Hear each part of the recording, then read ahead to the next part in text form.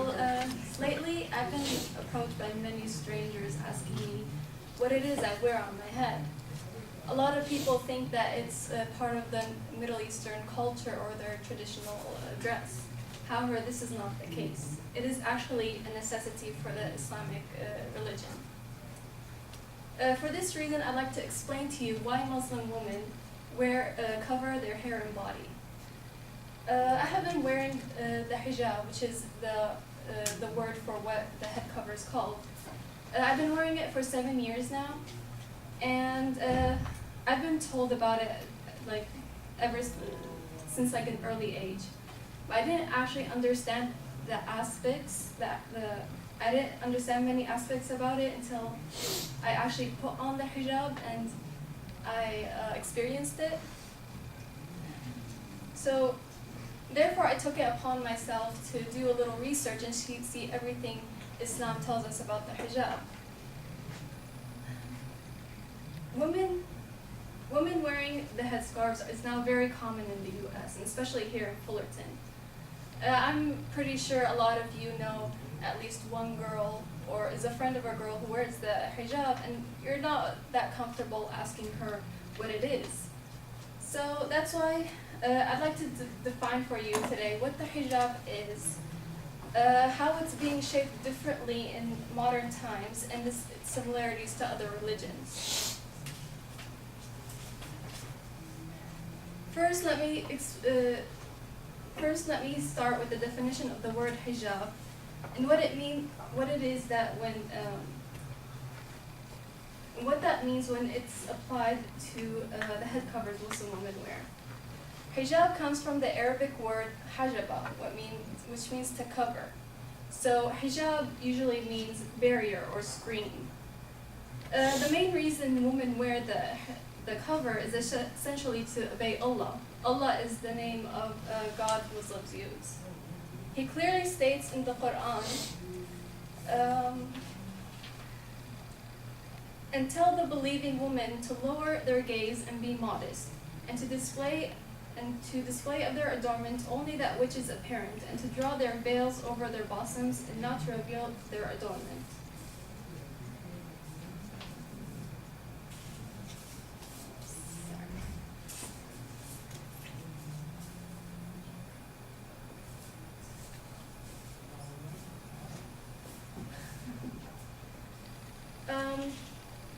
The basis behind this requirement is for the sake of modesty and to protect women. Sahar al-Nadi, a scholar in Islam from Islam.net, emphasizes that the Islamic religion treats women as something precious that must be protected.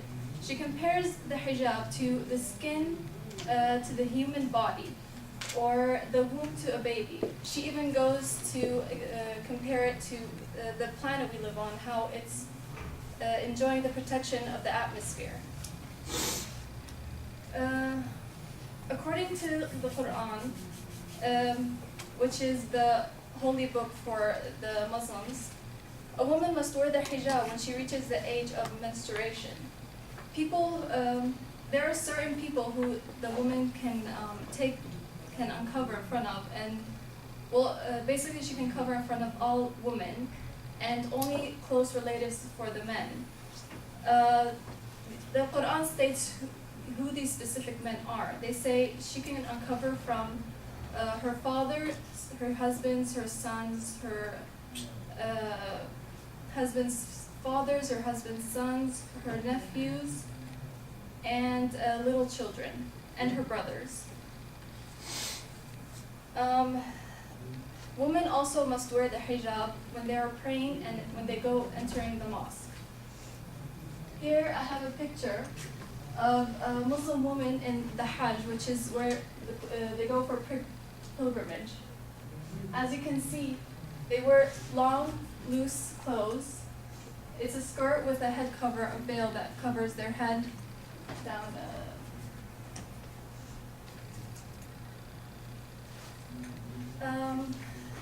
So the Quran states that everything must be covered except for the face and the hands. The clothes must be loose and not reveal the figure, and should not be too glamorous to attract attention. Unfortunately, these days, women are forgetting the true essence of the hijab, and they're starting to shape it into this modernized way. The second point I would like to talk about is how the hijab is being treated as a custom and fashion rather than an expression of faith. According to the Pew Research Center, 36% of American Muslim women wear the hijab all the time when they are out in public, and 24 say they wear it sometimes. However, are many of these women wearing the hijab correctly? Fashion designers are using headscarves to bring more audience to their fashion industry and turning the hijab into a trend.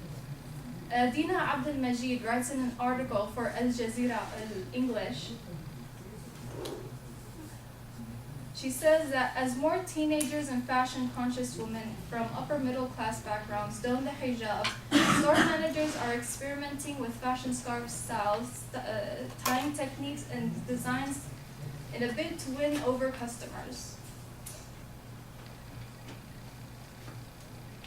Here is a picture for the different types of hijab, how people are. Here there's a walkway. Yes, it's modest, however, it still attracts attention.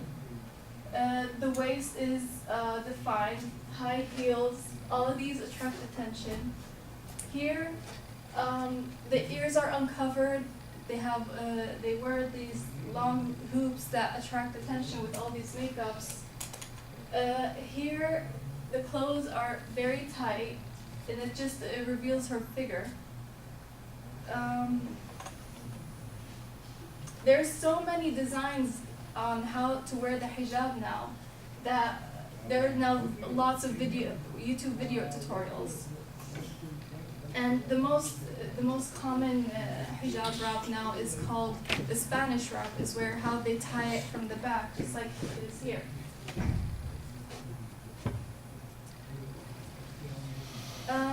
This is resulting in women losing sight of the fundamental nature of the hijab and focusing on the aesthetic side of it.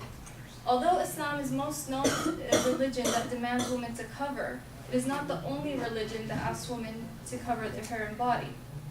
I'd like to finally talk about the similar aspects of headscarves in different religions. First, there are the Orthodox Jews who asked their women to dress moderately. Ravi Adin Steinsaltz explains on the website myjewlearning.com that married women must wear head covers on their head as a sign of special status. The measure of hair covered varies from different cultures. For example, in the Middle East, they're more strict about covering all of their hair, where in other countries they may just require to partially cover their hair. But overall, there's an agreement in all the cultures that there should be some kind of headscarf.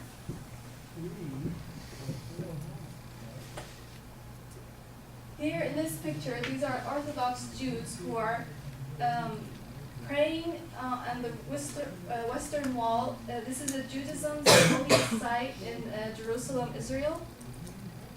As you can see, it's very familiar to the apparel that Muslims wear when they're praying. In addition, the Bible also asks women to wear a head cover while they're praying, whether they are at church or at home, as stated in the first epistle to the Corinthians.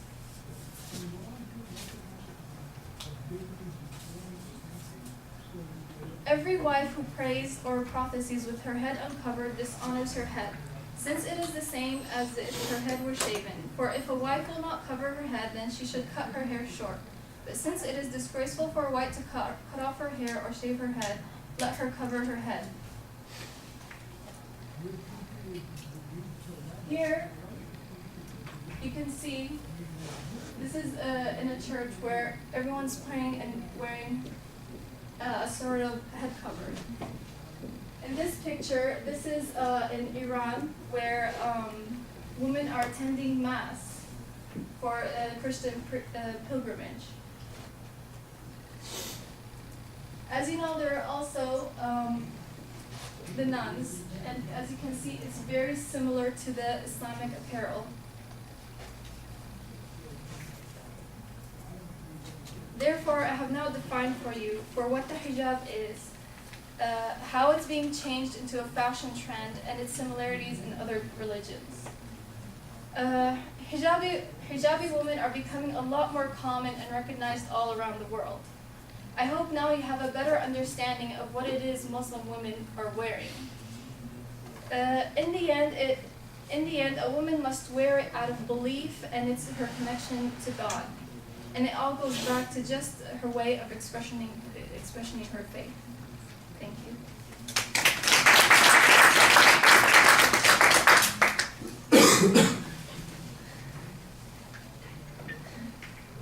What was it? 2:30.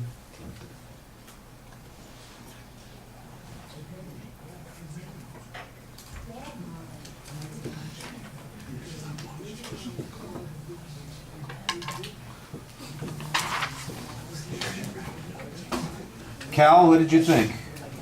I like the speech, I like the topic because it is, a lot of people do wonder what it is. I like the visual she used, but the transition when she spoke about like the different aspects of her headdress, transitioning, I didn't think she did it, she could have done it smoother.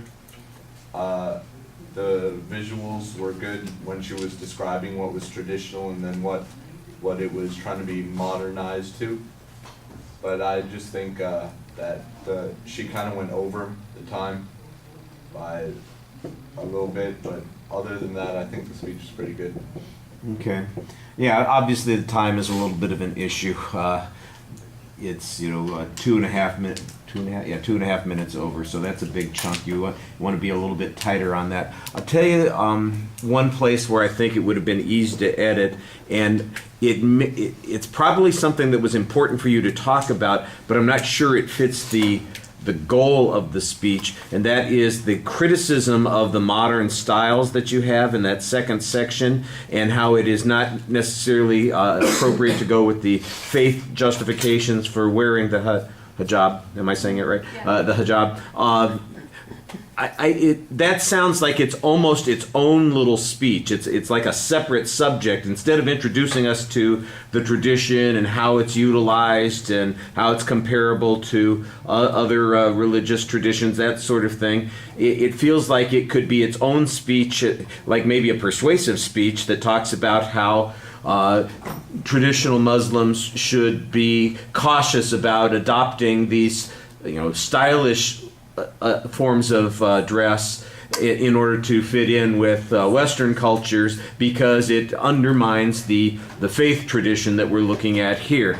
And like I said, that just feels like it's a little bit out of place with the descriptive material that you're giving in the rest of the speech. So that might have been a place that you could have cut down information and just say, let me tell you how some people in Western cultures are doing it. You might mention, it is criticized occasionally, but this is what's going on, and then just leave it at that. I think that might have allowed you to edit it down a little bit. I thought the visuals were integrated nicely into the speech. Look, you have your own that you're wearing the whole time, so people know what it is that you're talking about, so there's not any big suspense as to what's coming up, but it does seem like it's a while before we get to any of those visuals. When you get to them, though, I thought they were integrated into the speech nicely. I like the comparisons that you made to other religious traditions. I like the fact that you went to scholarly research for theological sources for why people do this, what the practices are, those kinds of things. I thought that worked pretty well. And your energy level is fine. I think it could be maybe a little bit more up tempo, but that's a delivery thing that we'll worry about next time. All right, thank you.